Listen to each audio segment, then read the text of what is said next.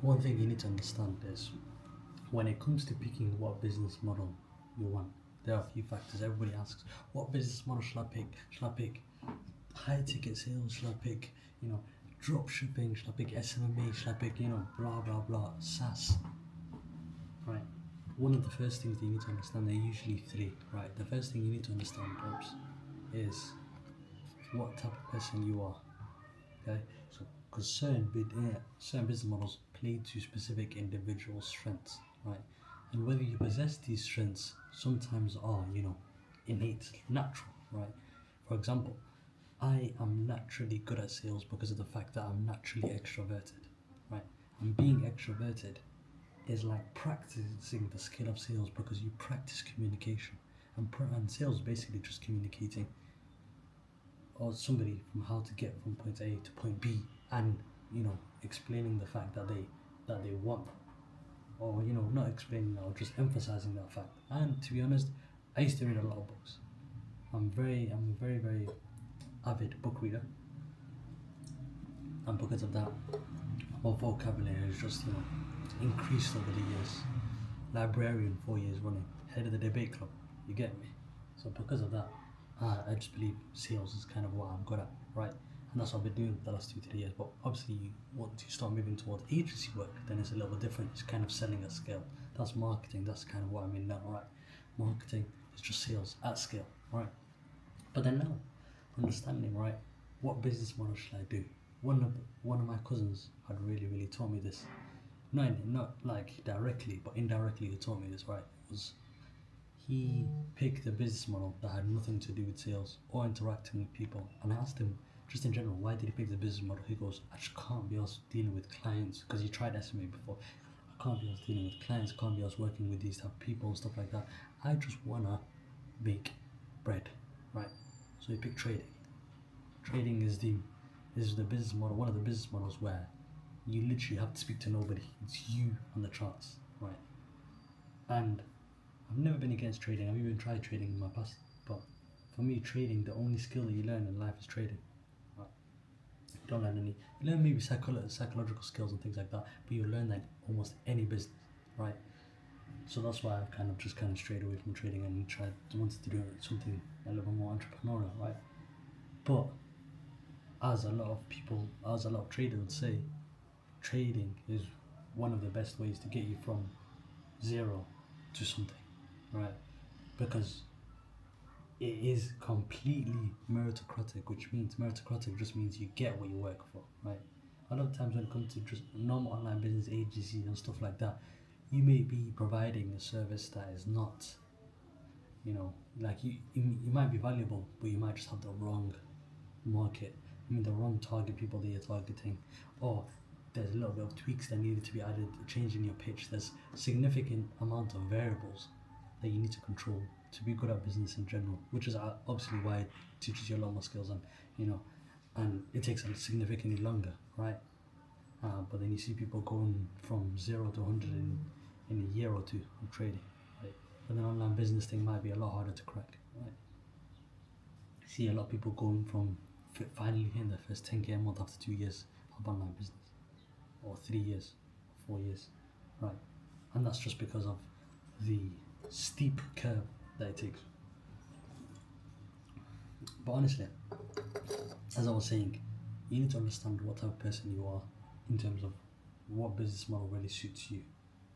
Right? There are creative people, there are analytical people, right? Statsmen, people who really focus towards stats. As they say in what's it called, when you're doing exams and stuff like that, there are people who are more focused towards English, more people who are more focused towards maths, right? And that kind of plays out in business, right?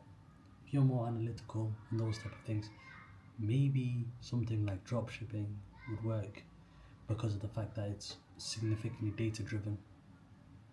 Something like trading would work because of the fact that one of the biggest pillars of trading is, you know, discipline and just following the metrics, following the numbers of saying I'm going to do this and then I'm going to do this. That's what strategy is, right?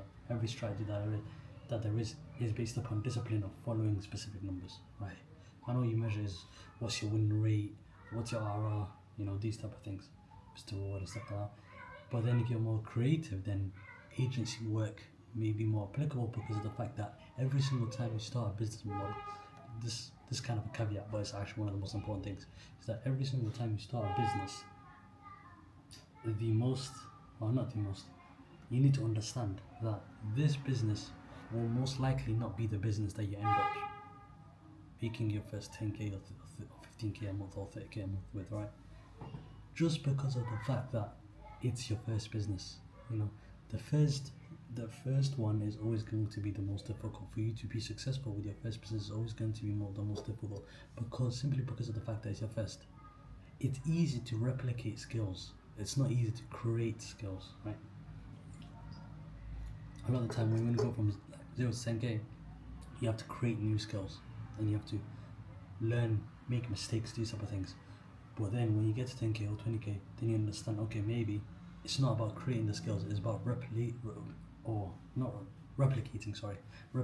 the skills, and it's just a volume game. I'm not saying I've done this, I'm saying this from all the mentors that I've spoken to, all the people that are at the position that I want to be, whether there's 100k, 200k a month, they've always said the same thing. A lot of it is just volume, hiring out more people, doing more things, just doing more of the thing that works. And then you end up making that thing that works more efficient, better, quicker, in every regard, just making it better, right? But getting to 0 to 10k is very difficult, right? So understand that the business that you pick now may not be the business that you'll do in a year and a half, right? A lot of the people that I've seen, right, that are successful, they started off doing SMA. I even tried SMA up. They all started off doing SMA, and they're all now doing different things. But the skills that they've learned in SMA, right, had allowed them to be successful in this one. So it doesn't actually matter what business model that you pick. That's what I was trying to say to you. Saturation doesn't actually exist. Saturation only exists at the bottom. And the threshold to overbear saturation is very low, is very minimal. Because let's just say 1% or 10% of dropshippers are probably successful. 10% of people who try dropshipping are probably successful. Right, you're probably thinking, damn, 10%, that means most of them have failed, that means it must be very difficult. No, it's just that the other 90% probably won't try as hard enough to get past that point. Test enough products, stick at it for long enough. People tend to have a lack of two things, which is a lack of micro focus and macro focus, right? Macro focus is the lack of the inability to focus on one specific business model for a long period of time, giving it the time that it needs to test it, see if it works, stuff like that. Then if it works, or if it doesn't work, we either end up learning something or you end up making some money. One of the two things. There's always a net positive, right? But then people just say, you know what, I'm gonna try it, and they try it for 2 months, 2 weeks, 3 weeks, 3 months, whatever, and it doesn't end up working, and they're like, you know what, this business model doesn't work, and they blame on the business model. But in actuality, the main, fruit bearer isn't the business model, it's you, because you hadn't had the macro focus. And micro focus, the other thing, the second thing that people have, is the fact that they don't do the things or reverse engineer their goals, which means that they don't do the things daily that they need. They can't focus on the micro, which is the daily. They don't focus on the daily task that they need to do in order to reach their macro goals, which is the bigger goals. So they just say, you know what, I'm gonna stick to the business model, and they will do it for 5, 6 months, whatever. But would they actually really do it? Are they really implementing the things that they need to daily? For SMA example, are you really sending out all the outreaches a day, 50 outreaches a day, 100 outreaches consistently a day? One of the most important things is consistency. That's what I was trying to say to you. This is where saturation exists with people like this, right? Saturation or all of these other things is only a negative thing towards the business owners that you're trying to provide the service to. Like when you're an agency, you're trying to provide the service to a business owner. Is because of the fact that most of those people are incompetent on actually able to do the work that they say they would do, and this leads to a lack of trust.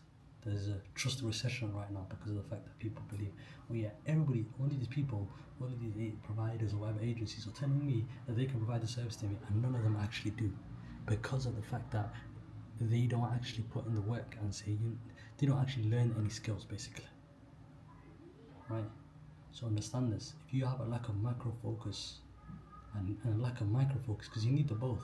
You can't be consistently working every single day and then after 3 weeks you call it a rest. That's what we call burnout, right? That's why you should be realistic with the amount that you can do. And by saying being realistic, I mean say like, okay, I want to do 1,000 outreaches a day, but what is realistic for me to do consistently every single day? Maybe 100, maybe 200. And as long as I do that consistently, my day is happy. As I was saying, right? As I was saying, you need one with the other. You can't have micro focus without macro focus, right? Now, as to what I was talking about saturation, one of the most important things I want you guys to know is that every single business model works. It's just about which one works quicker. And it's not even about that, because all of them work, and you just need to understand you're not entitled to be making money right now. You need to believe you have the ability to make money right now, but understand that it's going to take work to get there. And then once you pick a business model, you will either learn, I heard this thing from Justin Water, which is very much facts, and it's very true. He goes, I work, I get nothing, but I get double better. Then I work, and then I get nothing, but I get double better. Then I work, boom. Then I stop making. Those can insinuate maybe one business model you tried, then another one. People never succeed with their first businesses. 95% of businesses fail within the first year. Now this is not to, dishearten you. I'm not saying this to make you feel like, your first business, whatever business model that you try out now is bound to fail, because there's always these anomalies. But you need to understand you're going to put everything that you have within your power to learn the skills and provide a service. My first business model, it didn't particularly succeed, but I made money with it, right? And that kept me going. As long as you keep making, because obviously that's what we're here for at the end of the day, is the money. And to be completely honest, it's about the competition now. This is what I've been hearing from a lot of the people, a lot of my mentors who are richer than me by a significant amount, making hundreds of thousands a month, is that a lot of the time after 10k, 20k, 30k, 40k, 50k a month, right?